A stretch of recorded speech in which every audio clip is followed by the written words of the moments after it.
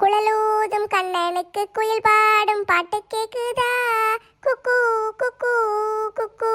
என் குரலோட மச்சா உங்க குழலோச போட்டி போடுதா? குக்கு குக்கு குக்கு. பாட்டெல்லாம் பழமா இருக்கு. ஏங்க எந்திரிச்சு வந்துட்டீங்களா? ஆமா லட்சுமி, எந்திரிச்சு பல்லு தேய்ச்சிட்டு வந்துட்டேன். ரொம்ப பசியா இருக்கு.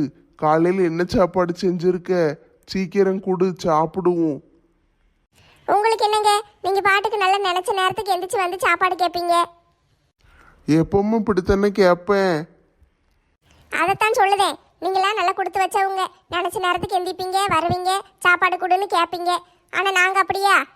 காலையில் எந்திரிச்சு வீடு வாசல்லாம் கூட்டி பிறக்கி அள்ளிட்டு வீட்டுக்குள்ளே வந்து வீட்டெல்லாம் சுத்தம் பண்ணி கோலம் போட்டு வச்சுட்டு அதுக்கு பிறகு காப்பி போட்டு வச்சுட்டு கடைக்கு போய் மட்டன் வாங்கிட்டு வந்து சுட சுட மட்டனை பூரா எலும்பு பூரம் போட்டு குழம்பு வச்சுட்டு கறியை பூரா எடுத்து மத்தியானத்துக்கு வறுவல் செஞ்சுட்டு நல்லா சுட சுட இட்லியை வச்சுட்டு. ஆஹா, காலையில எந்திரிச்சு இத்தனை ஐட்டம் செஞ்சிருக்கியா? சுட சுட எடுத்துட்டு வாம்மா. சூடா இருக்கும் போதே சாப்பிட்டுருவோம். மற்ற கதையெல்லாம் பிறகு பேசிக்கிடுவோம். ஏங்க இருங்க, நான் சொல்றதை கேளுங்க. என்னத்த கேட்க? லட்சுமின்னா லட்சுமி தான். என் பொண்டாட்டி தங்கமான பொண்டாட்டி. காலையிலே எனக்காண்டி நல்ல மட்டன்லாம் வாங்கி குழம்பு வச்சு சுட சுட இட்லியை வச்சு எனக்கு பிடிக்குமேன்னு அது இதுன்னு செஞ்சிருக்கா. ஆஹா லட்சுமி, இன்னைக்கு என்ன ஸ்பெஷல்? எதுக்காண்டி இதெல்லாம் செஞ்சிருக்க? ஏங்க விவரங்கட்ட மனுஷனா இருக்கீரு, நான் சொல்றது எங்கேயாவது கேட்கிறா? எதுனாலும் சாப்பிட்டுட்டு பேசுவோம்மா. வயிறு பசி கொலையா கொள்ளுது. முதல்ல சாப்பாடு எடுத்துட்டு வந்து தாயேன். இதெல்லாம் சுட சுட செஞ்சு வச்சுட்டு உங்களை எழுப்பணும்னு தான் பார்த்தேன். ஆனா என்ன செய்ய, நல்லா தூங்கிட்டேன். நீங்க எந்திரிச்சு வந்தீங்க பாத்தீங்களா? அதுக்கு 5 நிமிஷத்துக்கு முன்னாலதான் நானும் எந்திரிச்சு உள்ள வந்தேன். ஒன்னும் இப்ப சாப்பிட்றதுக்கு இல்ல. பழைய சோறு வேணா கிடக்கு, போய் உட்காருங்க, எடுத்துட்டு வந்து தாரேன். வாங்கம்மா, வாங்க வாங்க. எப்படி இருக்கீங்க? நல்லா இருக்கீங்களா? நல்லா இருந்தா ஏன் உங்ககிட்ட வரப்போறேன்? அதுவும் சரிதாம்மா. வாங்க உட்காருங்க. உடம்புக்கு என்ன செய்யுது? உட்காருங்கன்னு சொல்லுதீரு, ஒரு சேர் கூட இல்ல. ஏமா பாப்பா, உள்ள போய் ஒரு சேர் எடுத்துட்டு வாம்மா. அந்த பெட்டு மேல ஏறி உட்காருங்க.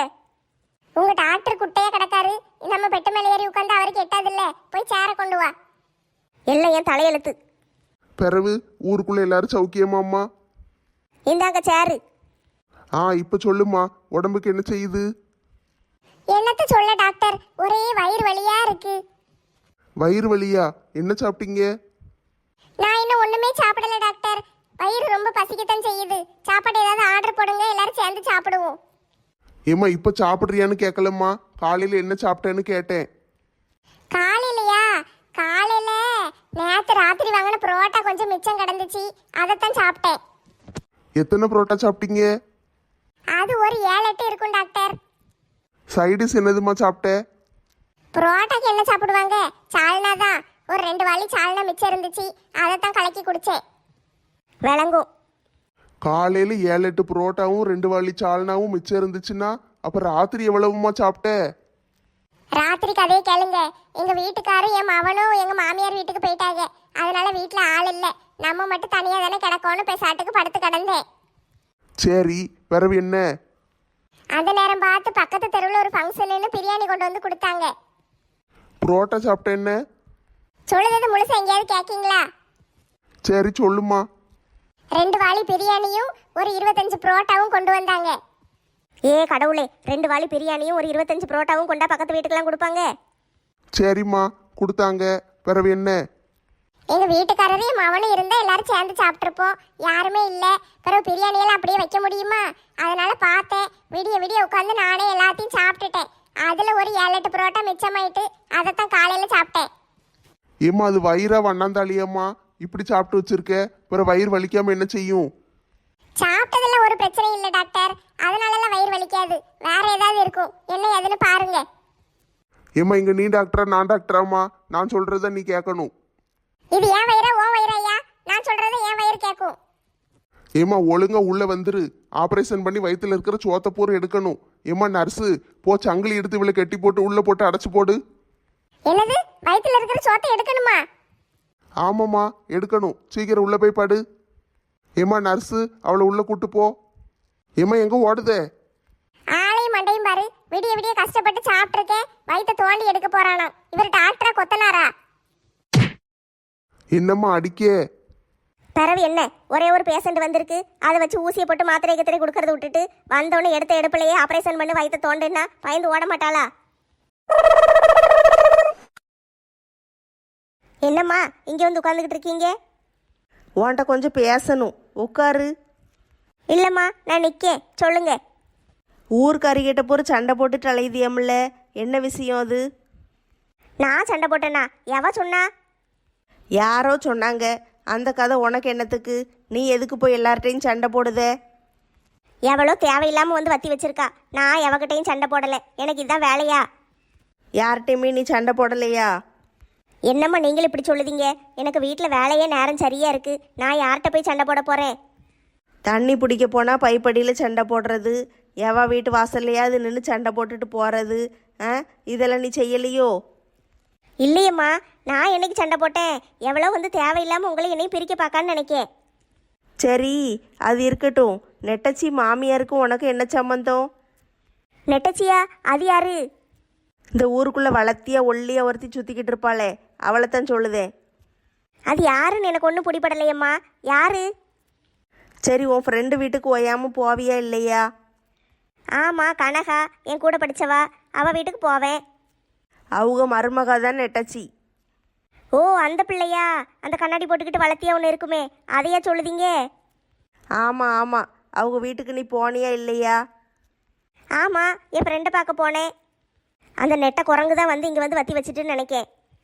ஆமாம், போகும்போது நீ என்னது கொண்டு போன? நான் தோசை கொண்டு கொடுத்தேன்னு சொல்லிட்டா போல. இப்போ நான் ஒன்றும் கொடுக்கலன்னு சொன்னேன்னா இவளுக்கு சந்தேகம் வந்துடும். அதனால் நம்ம ஏதாவது உண்மையை ஒத்துக்கிற மாதிரி ஒத்துக்கிட்டு ஏதாட்டும் ஒன்று சொல்லி சமாளிச்சிடணும். என்ன சொல்லு, அங்கே போகும்போது என்னது கொண்டு போன? என் ஃப்ரெண்டு பாவம், அவளுக்கு சாப்பாடு கூட இல்லை. அவள் மருமவக்காரி சோறு கூட போடாமல் ரூமுக்குள்ளே அடைச்சி வச்சு கொடுமைப்படுத்திக்கிட்டு இருக்கா. அதனால பாவமாக இருந்துச்சு. நம்ம வீட்டில் தலைவர் என்னாச்சு யாருக்கும் சாப்பாடு இல்லாமல் இருக்கக்கூடாதுன்னு சொல்லியிருக்காருல்ல. அதனால அந்த இறக்க குணத்தில் மனிதாபிமானத்தில் நம்ம வீட்டில் இருந்து 2 மசால் தோசை சுட்டு கொண்டு போனேன். அது ஒரு குத்தமாம்மா? சாப்பாடு கொடுக்காம அடைச்சி போட்டு வச்சிருக்காளா? ஆமாம்மா, உங்களுக்கு விஷயமே தெரியாதா? அவள் மருமவக்காரி சரியான ராட்சசி. என் ஃப்ரெண்டு பாவம், அவளை போட்டு ரூமில் அடைச்சி போட்டு கொடுமைப்படுத்திக்கிட்டு சோறு போடாமல் கிடக்கா. ஒரு நாளைக்கு ஒரு தடவை தான் கொஞ்சோண்டு கஞ்சி கொடுக்கலாம். ஐயையோ, அப்படியே நடக்கு? ஆமாம்மா, உங்களுக்கு விஷயமே தெரியாதுல்ல. பாவம், நீங்கள் அப்புறாணியாக இருக்கீங்க. நீங்கள் வீட்டுக்குள்ளே கிடைக்கீங்கல்ல, அதான் உங்களுக்கு ஊர் உலகத்தில் என்னெல்லாம் நடக்குன்னு தெரிய மாட்டேக்கி. ஆனால் எனக்கு தெரிஞ்ச வரைக்கும் அந்த பிள்ளைகள் அப்படி கிடையாது. எல்லாம் ஓடி ஓடி ஊருக்கெல்லாம் வேலை செஞ்சுக்கிட்டு அலைவாளுக, எல்லாருக்கும் உதவி செய்வாளுகளே. வீட்டு மாமியாரையா போட்டு கொடுமைப்படுத்த போறா? எல்லாம் வெளியே போடுற வேஷம். வீட்டுக்குள்ளே அவளுக்கு எப்படி இருக்காளுகன்னு என்ன தெரியும்? மாமியாரை மதிக்க மாட்டாளுக, வீட்டில் உள்ள ஆட்களை மதிக்க மாட்டாளுக. ஆனால் வெளியே மட்டும் அப்படியே நடிச்சுக்கிட்டு அலைவாளுக. ஐயையோ, நான் இவ்வளோ நாள் அவளுகெல்லாம் நல்லவளுகள்ல நினச்சிக்கிட்டு இருக்கேன். அந்த குரூப்பே அப்படித்தான், உங்களுக்கு தான் தெரியல. நீங்கள் அப்புறாணியாக இருக்கீங்க. பிறவு பிறவு என்னாச்சு? மாமியா கறிக்கு சாப்பாடு போடாமல் அடைச்சி வச்ச இடத்துக்காகவும் பாவம், அவளுக்கு சுகர் வேற. சுகர், பிபி, கொலஸ்ட்ரால்னு எல்லா வியாதியும் இருக்குது. அது சாப்பாடு போடலைன்னொன்னே மயக்கமாக வந்துட்டு போல எனக்கு ஃபோன் பண்ணிக்கிட்டு அழ ஆரம்பிச்சிட்டா.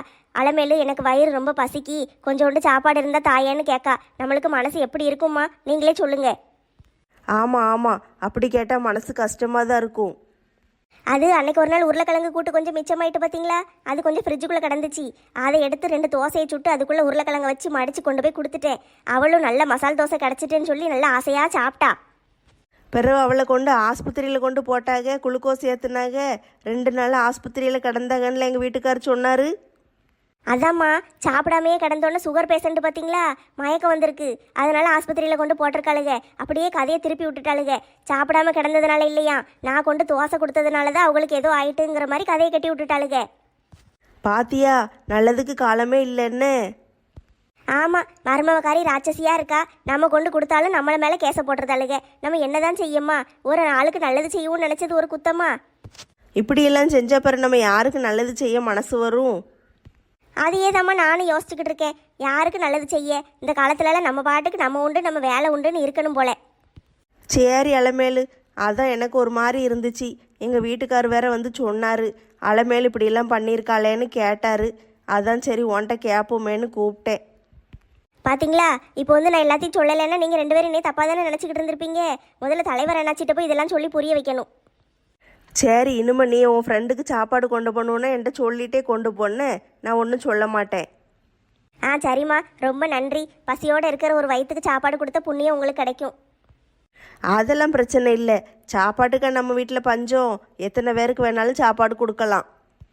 சரிம்மா, நல்லா இருப்பீங்க. அவளுக்கு மட்டும் கொஞ்சோண்டு நான் தினம் சாப்பாடு கொண்டு போகிறேன். ஆ சரி, டீ கொண்டு போ. உங்களுக்கு இப்போ காப்பி வேணுமா டீ வேணுமா சொல்லுங்க, கொண்டு வரேன். டீ போட்டு கொண்டு வா. இவ்வளோ நேரம் பேசுனதில் மண்டையெல்லாம் வலிக்க ஆரம்பிச்சிட்டு. டீயை போட்டு கொண்டு வா, குடிப்போம். அவ்வளோதானம்மா, ஒரு நிமிஷத்தில் வந்துடுதேன். டீயை போட்டு கொண்டு வந்துட்டு உங்களுக்கு தலையை பூரா தைலம் போட்டு தேய்ச்சி விடுதேன். அப்போ தான் சரியாகும். ஆ சரிம்மா, கொண்டு வா. இந்த கிறுக்கச்சி நம்ம என்ன சொன்னாலும் நம்புதா. இவளை இப்படியே வச்சு சமாளித்து ஓட்டிடணும். ஐயோ பாவம் அலமேலு, எவ்வளோ நல்லவளா இருக்கா. எங்கள் வீட்டுக்கார் இவளை போய் சந்தேகப்பட்டுட்டாரே. அவர் பேச்சை கேட்டு நானுமுள்ள சந்தேகப்பட்டுட்டேன். எனக்கு தைலம் போட்டு தலைவலிக்கு தலையெல்லாம் பிடிச்சி தேய்ச்சி விடுதேங்கா. இவளை மாதிரி ஒரு நல்ல மனுஷி எவா கிடைப்பா? எங்கள் வீட்டுக்கார் செஞ்சதுலே உருப்படியான விஷயம் இவளை வீட்டில் கொண்டு வந்து வேலைக்கு விட்டது தான். கடவுளோட கருணையே கருணை. இவளை மாதிரி ஒரு மெண்டலை கொண்டு வந்து எனக்கு முதலாளியாக போட்டிருக்காங்க. இவ இருக்கிற வரைக்கும் நம்ம அடித்து தூக்கி போய்கிட்டே இருக்கலாம். நாளை முதல் குடிக்க மாட்டேன், சத்தியமடி தங்கம். இன்னைக்கு ராத்திரிக்கு தூங்க வேண்டும், ஊத்திக்கிறேன் கொஞ்சம்.